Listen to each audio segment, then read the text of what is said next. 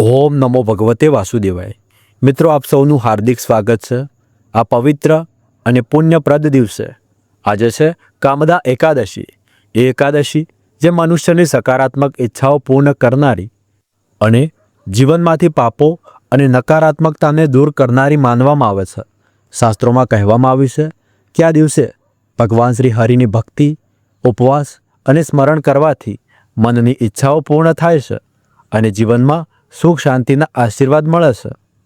પરંતુ ભક્તજનો, માત્ર ઈચ્છાઓ પૂર્ણ થવી જ જીવનનો અંતિમ લક્ષ્ય નથી। સાચો આનંદ અને શાંતિ ત્યારે મળે છે જ્યારે આપણે ભગવાનને સાચે ઓળખીએ, તેમની શક્તિ, તેમની માયા અને તેમની મહિમાને સમજીએ। અને એ જ દિવ્ય જ્ઞાન આપણને મળે છે ભગવદ્ ગીતાના 7મા અધ્યાય જ્ઞાન વિજ્ઞાન યોગમાં। તો મિત્રો, આજે આ વિડીયોમાં આપણે ભગવદ્ ગીતાના 7મા અધ્યાયનું શ્રવણ કરીશું। કહેવાય છે કે 11ના દિવસે ભગવદ્ ગીતાજીના પવિત્ર અધ્યાયનું શ્રવણ કરવું ખૂબ જ વિશેષ લાભદાયક માનવામાં આવ્યું છે। તેનું ફળ આપણને અનેક ગણું વધીને પ્રાપ્ત થાય છે। તેથી મિત્રો, આ અધ્યાયને તમે શાંતિથી સાંભળજો, ત્યારે જ તમને આ અધ્યાય સમજાશે અને તેનું સંપૂર્ણ ફળ પ્રાપ્ત થશે।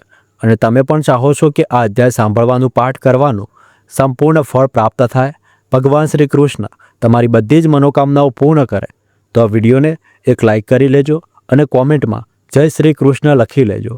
કેમ કે અમે પ્રાર્થના કરીએ છીએ કે જે અમારા વિડીયોને લાઈક કરે છે, કોમેન્ટ કરે છે, તેમની બધી જ ઈચ્છાઓ ભગવાન શ્રી કૃષ્ણ પૂર્ણ કરે। તો એવી આશા સાથે ચાલો આજનો વિડીયો શરૂ કરીએ। આ અધ્યાયમાં ભગવાન શ્રી કૃષ્ણ અર્જુનને કહે છે કે હે અર્જુન, હવે હું તને એ જ્ઞાન કહું છું જેને જાણવાથી તું મને સંપૂર્ણ રીતે ઓળખી શકીશ। અહીં શ્રી કૃષ્ણ માત્ર જ્ઞાન નથી આપતા, પરંતુ તે જ્ઞાનનો અનુભવ, વિજ્ઞાન પણ સમજાવે છે। તેઓ જણાવે છે કે આ આખી સૃષ્ટિમાં જે કંઈ દેખાય છે તે બધું તેમની શક્તિથી જ ચાલે છે અને તેમ છતાં તેઓ આ બધાથી પર છે। આજના સમયમાં માણસ ઘણી વસ્તુઓ જાણે છે, પરંતુ ભગવાનને સાચે ઓળખવાનો પ્રયત્ન ખૂબ ઓછો કરે છે। કામદા એકાદશીના આ પવિત્ર દિવસે જો આપણે આ અધ્યાયના ઉપદેશોને હૃદયપૂર્વક સ્વીકારીએ તો કદાચ આપણા જીવનમાં એક નવી દિશા આવી શકે, જ્યાં માત્ર ઈચ્છાઓ નહીં, પરંતુ સાચી ભક્તિ અને આત્મિક જ્ઞાનનો પ્રકાશ ફેલાય। તો આવો ભક્તજનો, મનને એકાગ્ર કરીએ, હૃદયમાં ભક્તિનો દીપ પ્રગટાવીએ અને ભગવાન શ્રી કૃષ્ણના આ દિવ્ય જ્ઞાનમાં લીન થઈ જઈએ। સમજીએ કે ભગવાન શું છે, તેમની માયા શું છે અને આપણે તેમના સાથે કેવી રીતે જોડાઈ શકીએ। આ અધ્યાયની શરૂઆતમાં ભગવાન શ્રી કૃષ્ણ પોતાની અદ્ભુત શક્તિ અને માયાના રહસ્યો સમજાવે છે। તેઓ કહે છે કે આ આખું જગત તેમનામાંથી પ્રગટ થયું છે અને બધું જ અંતે ફરી તેમનામાં જ લય પામે છે। જેમ મોતી દોરામાં પરોવાયેલો હોય છે, તેમ સમગ્ર સૃષ્ટિ ભગવાનમાં જ સ્થિત છે। શ્રી કૃષ્ણ જણાવે છે કે તેમની પ્રકૃતિ એક એવી માયા છે જેને જીતવું સહેલું નથી, પરંતુ જે મનુષ્ય તેમને સંપૂર્ણ સમર્પણથી શરણ આવે છે તે તેમની કૃપાથી આ માયા પર વિજય મેળવી શકે છે। આગળ તેઓ જણાવે છે કે દરેક મનુષ્ય ભગવાનને શરણ નથી આવતો। કેટલાક લોકો અજ્ઞાન અને લાલચના કારણે ભૌતિક ઈચ્છાઓમાં જ ફસાઈ જાય છે, પરંતુ સાથે તેઓ એ પણ કહે છે કે 4 પ્રકારના ભક્તો તેમને ભજે છે: જે દુઃખમાં છે, જે ધનની ઈચ્છા રાખે છે, જે જિજ્ઞાસુ છે અને જે જ્ઞાનમાં સ્થિત છે। આ ચારેયમાં ભગવાનને સૌથી પ્રિય એ છે જે જ્ઞાનમાં સ્થિત રહી પોતાની બુદ્ધિ અને મનને સંપૂર્ણ રીતે ભગવાનમાં સમર્પિત કરે છે। શ્રી કૃષ્ણ કહે છે કે જે લોકો લૌકિક ઈચ્છાઓના કારણે અન્ય દેવી દેવતાઓની ઉપાસના કરે છે, તેઓને થોડાક સમય માટે ફળ મળે છે, પરંતુ એ ફળ ક્ષણિક હોય છે, કારણ કે અંતે સત્ય એ છે કે તમામ શક્તિઓનું મૂળ સ્ત્રોત સ્વયં પરમાત્મા શ્રી કૃષ્ણ જ છે। આથી સાચો ભક્તિનો માર્ગ એ છે કે આપણે ભગવાનને અંતિમ ગંતવ્ય માનીએ। તેઓ સર્વશક્તિમાન, સર્વવ્યાપક અને સર્વજ્ઞ છે, તેમ છતાં પોતાની યોગમાયા શક્તિથી તેઓ પોતાનું દિવ્ય સ્વરૂપ દરેકને સહેલું જોવા દેતા નથી। માત્ર જે તેમને આશ્રય લે છે, જે ભક્તિપૂર્વક શરણે આવે છે, તેમને જ તેઓ પરમ જ્ઞાન આપે છે। પૂર્ણ પુરુષોત્તમ ભગવાન બોલ્યા કે હે અર્જુન, હવે સાંભળ, મારા પ્રત્યે મનને અનન્ય રીતે અનુરક્ત રાખીને અને ભક્તિ યોગની સાધના દ્વારા મને શરણાગત થઈને કેવી રીતે તું નિસંદેહ થઈને મને પૂર્ણપણે જાણી શકીશ. હવે હું તારી સમક્ષ આ જ્ઞાન અને વિજ્ઞાન પૂર્ણપણે પ્રગટ કરીશ, જે જાણીને આ જગતમાં અન્ય કંઈ જાણવા યોગ્ય શેષ રહેતું નથી. સહસ્ત્ર મનુષ્યોમાંથી ભાગ્યે જ કોઈ એક સિદ્ધિ પ્રાપ્ત કરવા પ્રયત્ન કરે છે, અને સિદ્ધિ પ્રાપ્ત કરનારાઓમાંથી પણ ભાગ્યે જ કોઈ એક જ મને વાસ્તવમાં જાણે છે. પૃથ્વી, જળ, અગ્નિ, વાયુ, આકાશ, મન, બુદ્ધિ અને અહંકાર આ સર્વ મારી પ્રાકૃતિ શક્તિના 8 તત્વો છે. આવી ગૌણ મારી અપરાશક્તિ છે, પરંતુ તેનાથી ચડિયાતી છે હે મહાભુજોવાળા અર્જુન મારી પરાશક્તિ છે. આ જીવ શક્તિ છે, જેમાં શરીરધારી આત્માઓનો સમાવેશ થાય છે, જેઓ આ જગતમાં જીવનનો આધાર છે. સર્વ જીવન પ્રાણીઓનો ઉદ્ભવ મારી આ 2 શક્તિઓમાંથી થાય છે, તે તું જાણ. હું સમગ્ર સૃષ્ટિનો સ્ત્રોત છું, અને મારામાં જ તે પુનઃ વિલીન થઈ જાય છે. હે અર્જુન, મારાથી શ્રેષ્ઠ અન્ય કંઈ નથી. જેવી રીતે મોતી દોરામાં ગૂંથાયેલા રહે છે, તેવી રીતે સર્વ મારામાં આશ્રિત રહે છે. હે કુંતીપુત્ર, હું જળમાં સ્વાદ છું અને સૂર્ય ચંદ્રનો પ્રકાશ છું. હું વૈદિક મંત્રોમાં પવિત્ર ઉચ્ચારણ ઓમ છું. હું આકાશમાં ધ્વનિ છું અને મનુષ્યોમાં સામર્થ્ય છું.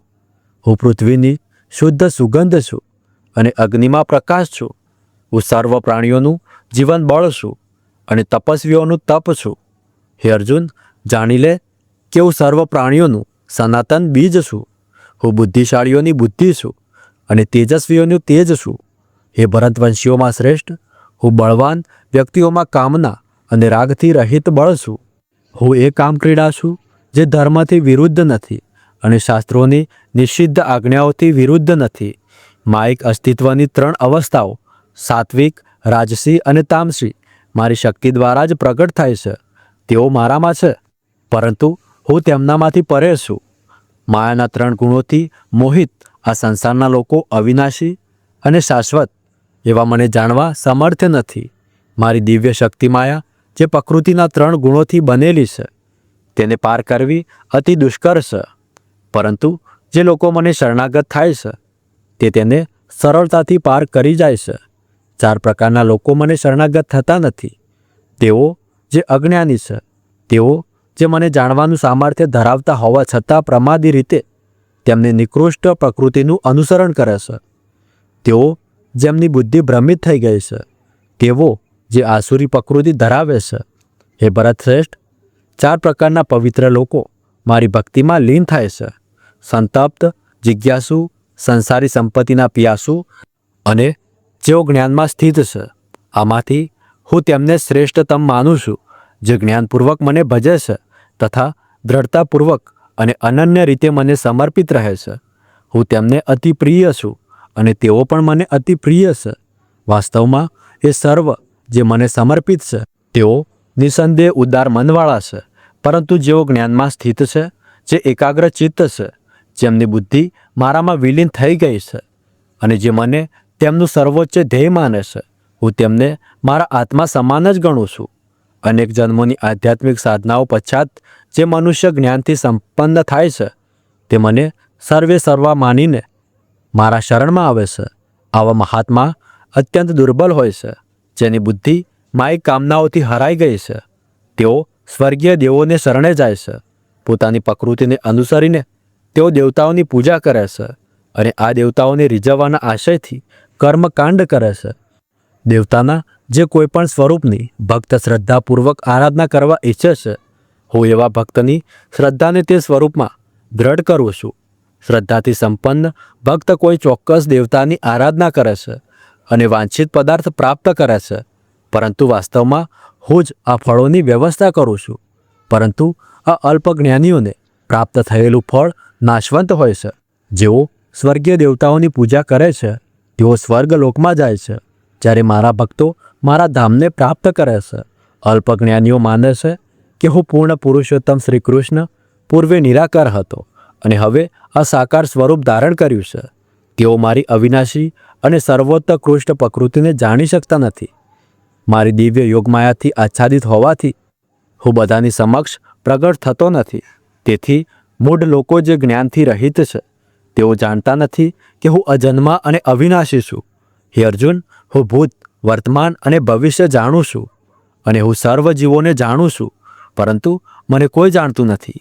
હે ભરતવંશી, ઈચ્છા અને ઘૃણાનો દ્વંદ્વ મોહમાંથી ઉદ્ભવે છે. હે શત્રુઓના વિજેતા, આ માયિક ક્ષેત્રના સર્વ જીવો આના દ્વારા સંમોહિત થાય છે, પરંતુ જે વ્યક્તિઓના પાપ તેમના પવિત્ર કર્મો કરવાના કારણે નષ્ટ થઈ ગયા છે તેઓ આ દૈત્યના મોહમાંથી મુક્ત થઈ જાય છે. આવા મનુષ્યો મને દ્રઢ નિશ્ચય સાથે ભજે છે. જેઓ મારું શરણ ગ્રહણ કરે છે, વૃદ્ધાવસ્થા અને મૃત્યુમાંથી મુક્તિ મેળવવા પ્રયત્ન કરે છે, તેઓ બ્રહ્મ, પોતાનો આત્મા અને કાર્મિક ગતિવિધિના સમગ્ર ક્ષેત્રને જાણી લે છે. જેઓ મને અધિભૂત અને આધિદેવ તેમજ આધિયજ્ઞના સિદ્ધાંતોના મૂળ શાસક તરીકે જાણે છે, તેવા પ્રબુદ્ધ જીવાત્માઓ મૃત્યુ સમયે પણ સંપૂર્ણ રીતે મારી ચેતનાથી યુક્ત રહે છે. તો પ્રિય ભક્તજનો, આ રીતે આપણે આજે ભગવદ્ ગીતાનો 7મો અધ્યાય જ્ઞાન વિજ્ઞાન યોગનો દિવ્ય પાઠ સાંભળ્યો. આ અધ્યાયમાં ભગવાન શ્રી કૃષ્ણએ આપણને એ અનમોલ જ્ઞાન આપ્યું કે તેમને સાચે ઓળખવું એ જ જીવનનું સૌથી મોટું લક્ષ્ય છે. માત્ર બહારની દુનિયા જાણવી પૂરતી નથી, પરંતુ જે આ સમગ્ર સૃષ્ટિનું મૂળ છે તેને ઓળખવું એ જ સાચું જ્ઞાન છે. શ્રી કૃષ્ણ કહે છે કે આ જગતમાં જે કંઈ છે, 5 તત્વો, મન, બુદ્ધિ અને અહંકાર, બધું તેમની પ્રકૃતિ છે અને તેઓ આ બધાથી પરમ અને સર્વશક્તિમાન છે. છતાં પણ ભક્તિ દ્વારા કોઈ પણ વ્યક્તિ તેમને સરળતાથી પ્રાપ્ત કરી શકે છે. આ અધ્યાય આપણને શીખવે છે કે ભગવાનને પામવા માટે મોટા યજ્ઞો કે કઠિન સાધનાઓની જરૂર નથી, પરંતુ સાચી શ્રદ્ધા અને નિષ્કપટ ભક્તિ જ પૂરતી છે. આજે કામદા એકાદશીના પવિત્ર દિવસે આપણે આ દિવ્ય જ્ઞાનનું શ્રવણ કર્યું છે. શાસ્ત્રોમાં કહેવામાં આવ્યું છે કે આ દિવસે ભગવાનનું સ્મરણ, ભક્તિ અને ગીતા પાઠ કરવાથી મનુષ્યની સકારાત્મક ઈચ્છાઓ પૂર્ણ થાય છે અને પાપોનો નાશ થાય છે. પરંતુ ભક્તજનો, સાચી ઈચ્છા તો એ હોવી જોઈએ કે આપણે ભગવાનને ઓળખી શકીએ અને તેમના માર્ગ પર ચાલી શકીએ. સાચો સંકલ્પ કરીએ કે આપણે જીવનમાં ભક્તિ, શ્રદ્ધા અને સદાચારને સ્થાન આપીએ અને ગીતાના ઉપદેશોને માત્ર સાંભળીએ નહીં, પરંતુ જીવનમાં ઉતારવાનો પ્રયત્ન કરીએ. જો આપણે રોજ થોડો સમય ભગવાનના સ્મરણમાં વિતાવીએ તો જીવનમાં શાંતિ, સંતુલન અને આનંદ આપમેળે આવી જશે. જો તમને આ અધ્યાયનો સંદેશ ગમ્યો હોય તો તેને તમારા પરિવાર અને મિત્રો સાથે જરૂરથી શેર કરો, જેથી વધુમાં વધુ લોકો સુધી શ્રી કૃષ્ણના આ દિવ્ય ઉપદેશો પહોંચે. ભગવાન શ્રી કૃષ્ણ આપના જીવનમાં જ્ઞાન, ભક્તિ અને સુખ શાંતિનો પ્રકાશ ફેલાવે એવી પ્રાર્થના સાથે આજનો આ પવિત્ર પાઠ અહીં પૂર્ણ કરીએ છીએ. જય શ્રી કૃષ્ણ. રાધે રાધે.